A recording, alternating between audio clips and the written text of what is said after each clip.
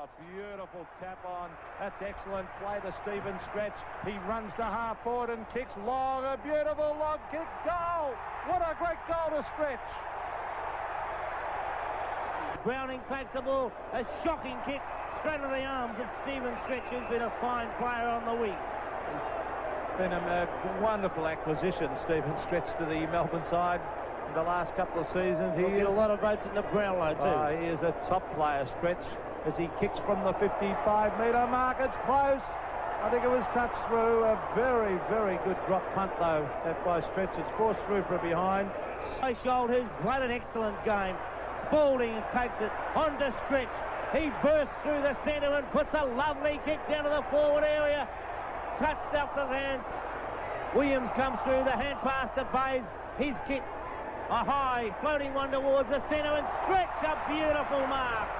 Well, that was just sheer ability and class, took that mark. Tremendous. Oh, this is bad play by the Sydney Swans, because Stephen Stretch is a magnificent kick of a football, and that 15 metres now takes him right onto the 50-metre line. He will kick this drop punt from 16 kicks he's had. And as I said, he is a great kick. There's the drop punt, a low trajectory drop punt, goal. Lovely goal by Stephen Stretch with the aid of a 15-metre penalty. Stretch put his second goal on the board, and he's controlled that wing right throughout the game. There's Cal. A magnificent hand pass to Stretch. Stretch will kick this. Here's a very long kick from 45 metres. Stephen Stretch says, thank you very much. I'll have a goal.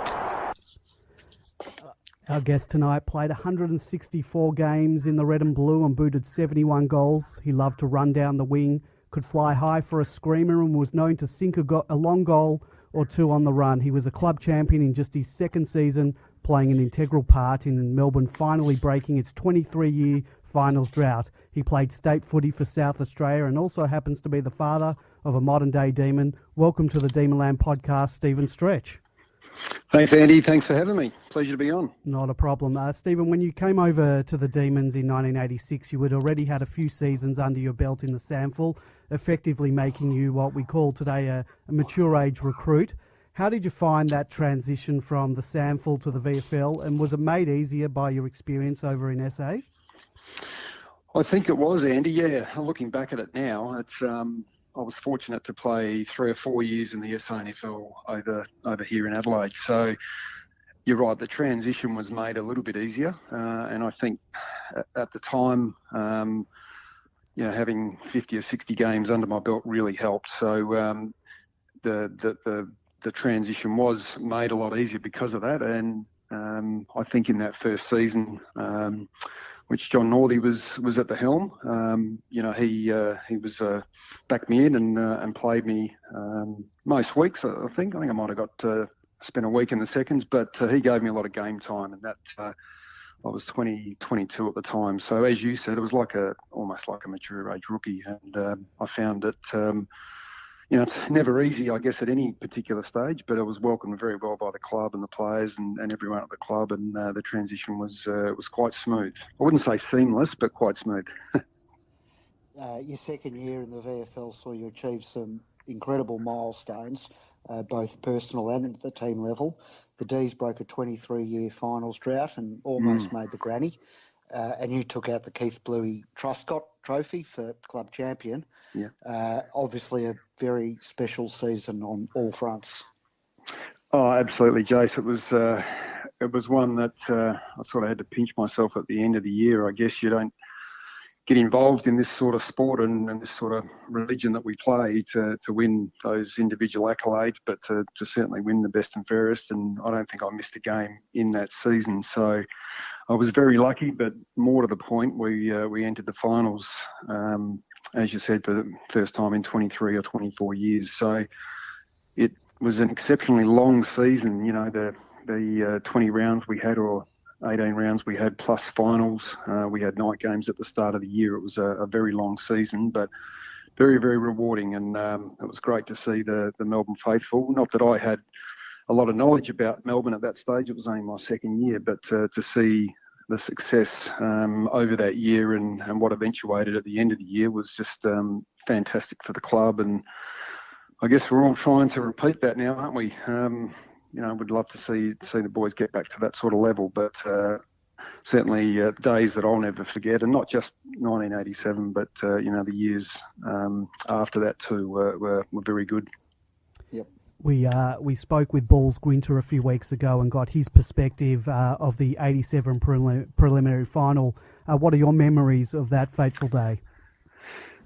I remember a couple of things on that particular day. I don't think I'd ever played at Waverley where they had 78,000 supporters out there. It was an amazing day, and as Rodney Grinter said, the wind changed 2 or 3 times during that game, and everything was falling our way, and it had for the first 3 quarters. So, and then it all fell over like a house of cards in that last quarter. It was, it was the longest 4 or 5 minutes of the game. It felt like it, with, missed goals, missed opportunities, and that last 45 seconds of the play where poor old Jimmy ran across the mark and Buchanara had the eventual goal. And I think I was actually standing in the goal square at the time when the ball went through. So it made it even worse. So it was an amazing day, and probably I think,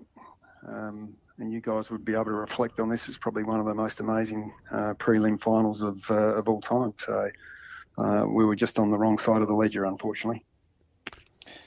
The margin in the following year's grand final was considerably greater. Did you rate us any chance going into that game against Hawthorn, or were they too good in '88 and would have demolished anyone that came in front of them? Yeah, I think that is the case. I don't have a lot of great memories from that particular game for a number of reasons, but they were a powerhouse in the late '80s, the Hawthorn sides. We were on a crest of a wave coming through the '88 series and the latter part of that season, but we just struck one of the all-time great teams, and I think to this day Hawthorn are still regarded, well, the Hawthorn team of the late '80s is regarded as one of the greatest teams of all time. So we respected them. We hated them, obviously, because they towed us up a few times, but we respected them, and I don't think any team would have got near them on that day. Yep. You played with some of the greats of the Melbourne Football Club throughout your career: Robbie Flower, Jimmy Stynes, Gary Lyon, Alan Jakovich. Can you tell us a bit about some of those players and who was the best of that talented bunch? Well, that's a pretty easy question. I think Jimmy Stynes, for me, is probably one of the greatest players I've seen. I think he revolutionised the ruckman and the landscape for ruckman from that point onwards. He was he was very durable, which is one of the greatest attributes he had. But in saying that, he was skillful, lots of courage, and as I said, for a big man, he had fantastic endurance. And he was probably, if you had to ask me, the greatest player at Melbourne that I've ever seen, it would certainly be Jimmy Stynes, and probably Sean White and Robbie Flower would be a close second. Having played a lot of footy with all those players, I think Sean White, with his natural athletic ability, was able to do anything. You could probably play him anywhere. You could play him in the ruck if you really had to. Tulip, for obvious reasons, taught me a lot in my first year or two at Melbourne about running patterns and how to play the wing. And then you got guys like Alan Johnson, who filled that role on the wing at many, many times, but also held down a back pocket there later in the latter part of his career. So for me, those 3 or 4 blokes stick out, and again, very fortunate to play a lot of footy with those blokes, and I learned a hell of a lot from them. It must be hard to believe that, 3 of those that you mentioned, Jimmy, Robbie and Sean, no longer with us.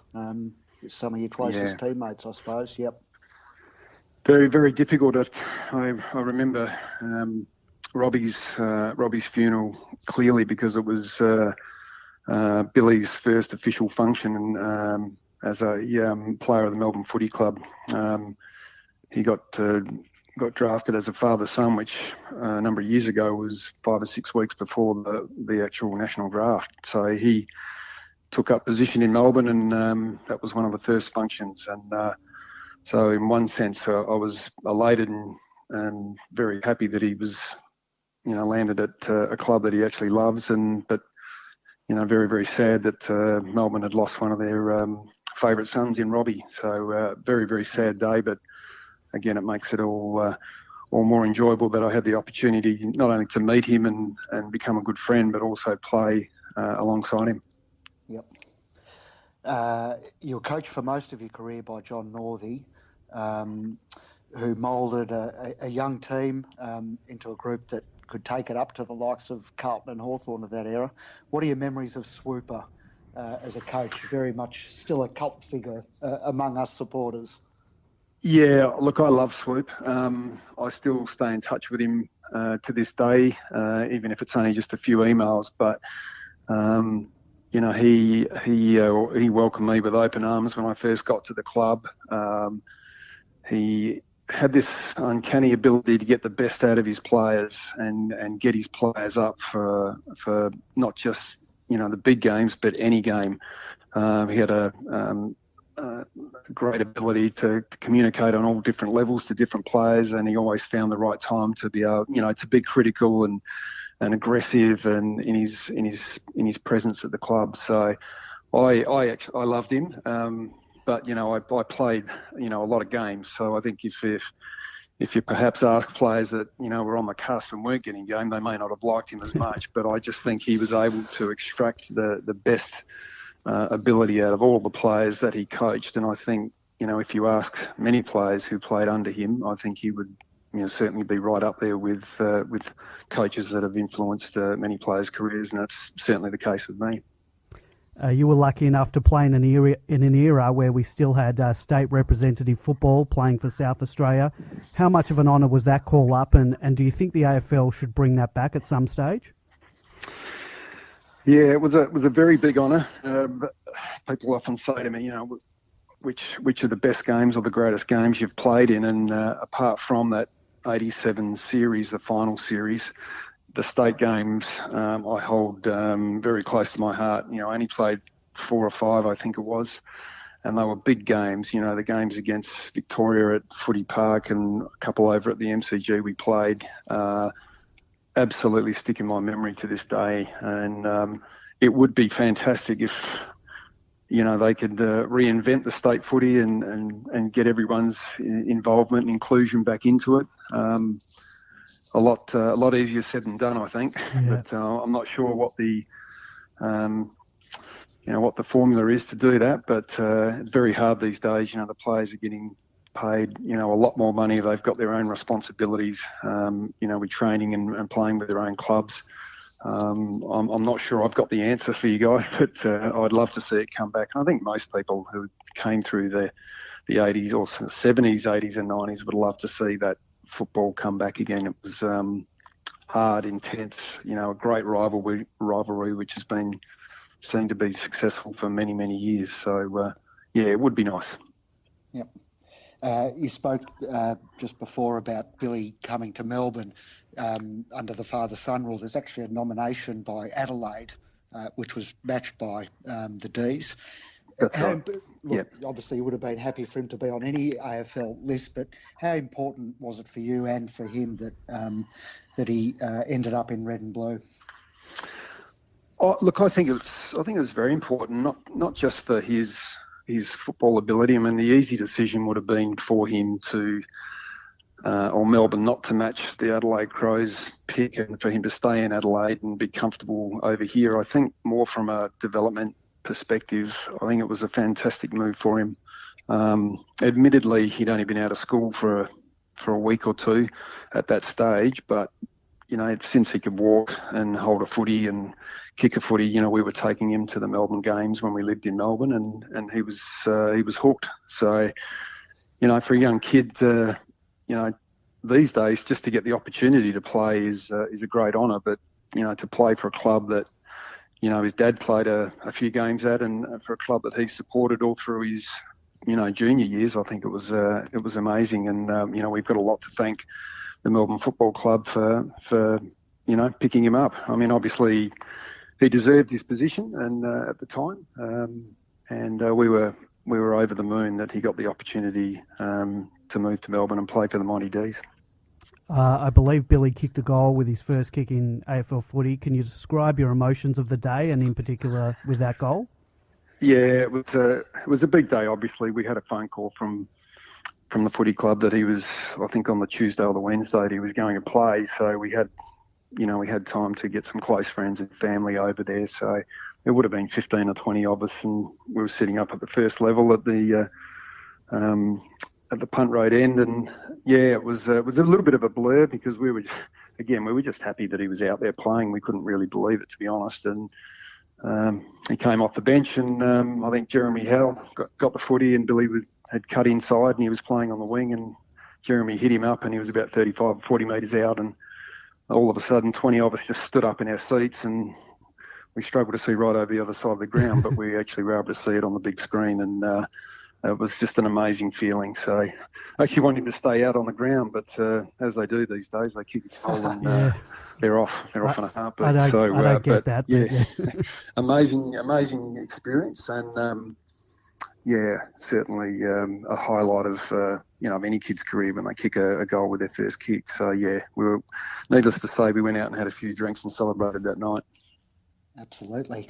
I think on Demonland we've been following Billy's career almost since birth. I think the first thread started about him when he was about 13 or 14 and looking extremely youthful. Can you just enlighten us a bit what it's like to be the parent of a player these days? It's obviously very different to when you were running around, given the 24-hour media scrutiny, social media pressure. It must be a real roller coaster of emotions for you, right in the highs and lows. Absolutely, it is. It's. I think I might have mentioned to you before. It's. If I had a choice, I'd prefer to be a player and not to be a parent. It's very difficult. I think, especially when you're, dealing with a player who's perhaps between that number 22 and 30 on the list. He's in and out a little bit, and he's not a regular every week. He's had a couple of injuries. The first couple of years were really, really enjoyable. I think under 𝗍𝗲, he played quite a lot of footy in the first couple of years, and then things changed. Goody came, and there's some new recruits and a different game plan, and it is a real roller coaster. I think if he's a regular player, then, we would be able to go to the footy and enjoy it and sit down and relax and have a social life as well. But, when they're not playing on a regular basis, it's a real roller coaster. And I think for us as parents, all we can really do is support the kids. I'm probably more like a sounding board for Bill. If he's got any issues, then I'm there to help him or answer any questions. I'm certainly not in his face and talking to him every day about what he should and what he shouldn't be doing. That's not my responsibility. So I can only, encourage him and advise him what I think if he asks any questions. We get over to Melbourne a fair bit. But again, we're still very, very appreciative and that he's been able to play as many games as he has, and we just hope at this point that that can continue, because he loves the club, he loves the people at the club, he loves the coaches, and he loves that AFL environment. He was born to do it, and I think we would love to see that continue. By all accounts, he's very professional in his preparation and leaves no stone unturned on that front. So, yep. Yeah, that's right. And I think it's Simon Goodman said on a number of occasions. He's certainly leading the way as far as his attitude goes, and he sets high standards, all that sort of stuff. And I think he's very well regarded by the other players, and that's what you want. not everyone's going to be able to play every game every week, but if you're doing all the right things, on and off the club, on and away from the club, it holds you in good stead, not just in the footy, but in life in general. And I think he'll be able to sit back at the end of his career, whether it's this year, next year, or 10 years' time, and he'll be able to say that he's done everything he possibly can to get the best out of himself. And I think that's the most important thing. Where do you feel Billy's best position is? That's a hard question. I personally, when he was growing up and playing junior footy, I had a little bit to do with coaching him, and he's always been an inside midfield player. And it wasn't until he actually went to Melbourne that he actually had to change his game to become a wingman, because he was never going to get an inside role at Melbourne. So, it took him a year or two to find his feet. He had to change his running patterns, had to work on his fitness a little bit. So if you're asking me now where do I think his best position is, I think he's just a natural inside midfield distributor type player, if that's the right word. He is a good wingman. I think the wing is probably one of the hardest positions on the ground to play. You're never idle. You're up and down the whole time. You've got accountability back. You've got to push forward and attack as well. So I think it's a tough position. But if I had to pick, I would say certainly an inside mid. And I think there's probably a spot for him on a half-back flank somewhere as well. Again, I think he's very, very accountable, and most of the time he uses the ball okay. So who knows? Anywhere at the moment, I think. You made reference to injuries. He's been very unlucky to have come as he's sort of hitting good form. That must be frustrating for him and for you. How's he progressing with his current rehab? It's pretty good, actually. He had a rod inserted in his foot because he had a crack in his fifth metatarsal last year after the game up in against Fremantle up north. And so he had a rod put in that. And that's just the rod, the end of the rod's just become a little bit irritable in the last couple of months. So there's no crack or any major issues there. It's just I think they call it very low grade stress. So it's just a little bit painful. So they've reduced the load the last 4 or 5 weeks, and I think he's running about 10 or 11 Ks at training at the moment. So we're hoping that if not this week, certainly the week after, he'll be back. So if he can get back and play his last 3 or 4 games for Casey, well, I think that's a little tick in his box, and because it is frustrating, especially mid-season when you're not playing. And there's other players going through it as well. But I think it's a little goal that he's got, is to get himself back and play those last few games. But his injury itself is pretty good at the moment. Yeah, it's probably as good as it's been in the last couple of months. So he's not far away. Fantastic to hear. You're based in Adelaide these days. How often do you get to come over and see Billy and watch the games live? Yeah, well, we try and get over there once a month. We both my wife and I work in real estate, so sometimes it's a little bit difficult. We've been in it for about 20 years now, so we're a little bit selective on what we can and can't do. So, if we plan a little bit better, we'd like to get over there once every 3 or 4 weeks, which will enable us to see, 6, 7, 8 games, depending on what we're doing on weekends. So we still have a good network of friends, and both our kids live in Melbourne, so we get over and see our daughter Charlotte a fair bit as well. So it's probably our second home, I think, at this stage. So, but we love Melbourne. We always have. We lived there for 17 years, and we've still got a lot of great friends and family over there. So we try and get over there as much as we possibly can, time permitting. Before I let you go, Stephen, taking a specky or roosting one through for a goal on the run, what's your preferred? Oh, specky any day, I think. Yeah, it's. I look at Jeremy Howe these days, and to be honest, I don't know how he does it. He's amazing. I've always loved taking a grab. I wish I'd taken a few more, but if I had an option, there's nothing like getting on top of someone's shoulders and that ball just falling in your hands. It's a terrific feeling. Well, given our accuracy woes in front of goal, we probably need you kicking the goals rather than taking the marks at the moment. We can do What's going on? What do you guys think? It's I don't know. People are starting to get angry though about constant misses from 20 out, or very slight angle. So it's very difficult, isn't it? I guess it's one of those things that's.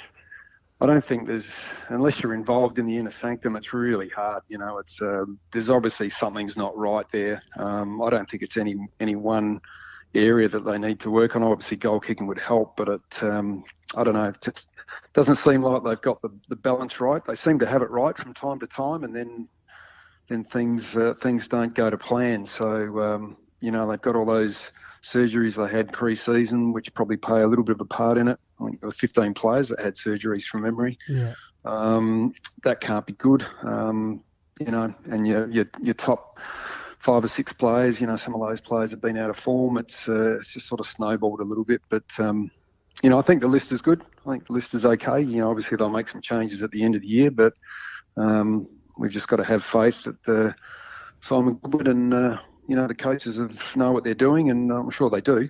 And hopefully we can get a couple of wins on the board in the next few weeks, and paint a good picture for next year.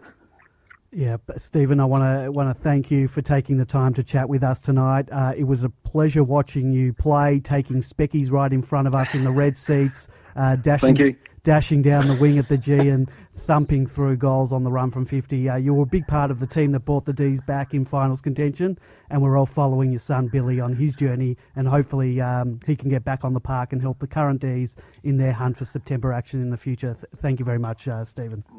No worries, Annie. Thanks for having me, and thanks for all the support. We really appreciate it. Pleasure. Good luck, guys. Thank you.